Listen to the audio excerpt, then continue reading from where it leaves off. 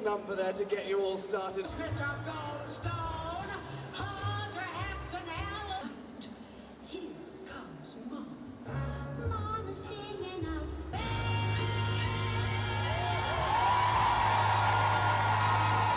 Wolves! How are you doing today, barbarian? Give me your best barbarian scream! Hallelujah! Ready to drop bombs, but he keeps on forgetting what he wrote down. The whole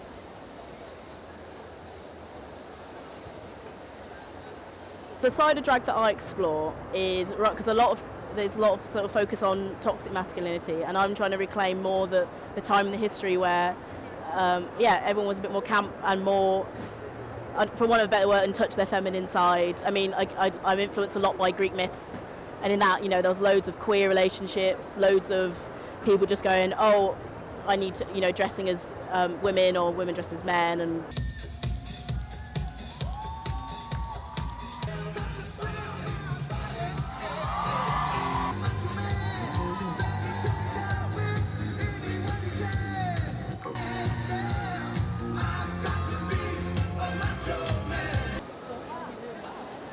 I'm surviving.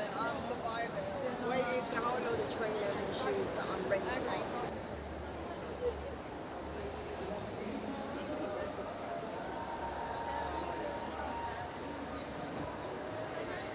What I've noticed, for example, in London from last year to this year, I feel that because we've been normally like really marginalized, so it's normally it comes from like misogyny, transphobia, like in the end it's a minority who is like quite oppressed, so it's been always like drag queens dominating spaces, so we didn't really have access.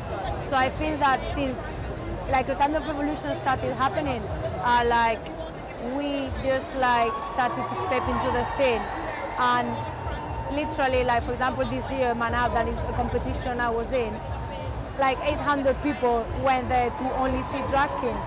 So it means that people want to see drag kings, but we haven't had like access to spaces. I've got the migraine, and my pain will range from up, down, and sideways. Thank God it's just behind my face and above my throat.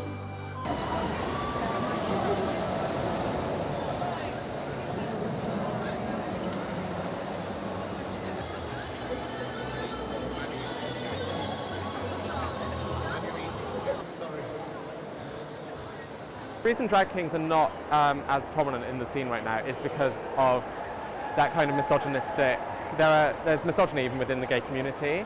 So lots of gay men dominate the spaces that drag performers work in, and lots of them just want to see drag queens and they're not open to the idea of drag kings taking up stage time, when actually they've got such an important message to say. I'm just going to wander over there after this. Thank you again, Drag World, for a wonderful one. Imagine tentacles rather than antenna. True, yes, and unfortunate.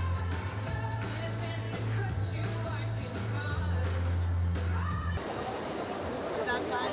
I was watching it. Yeah, definitely.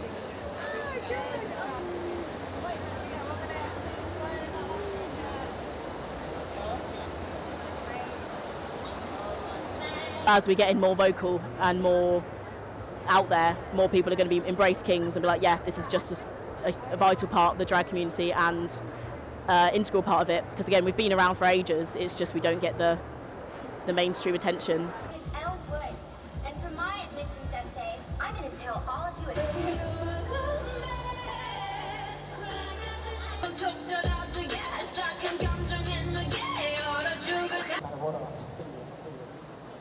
When it comes to inclusion and diversity, we all have a round of applause for our panel here.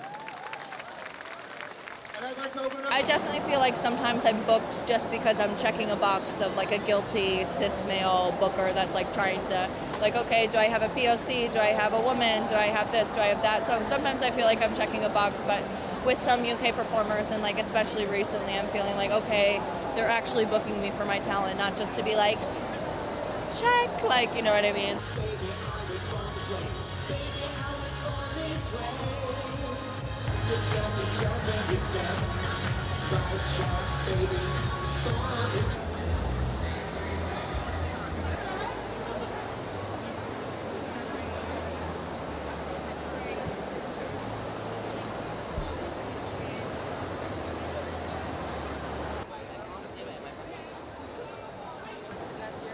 met her. I met her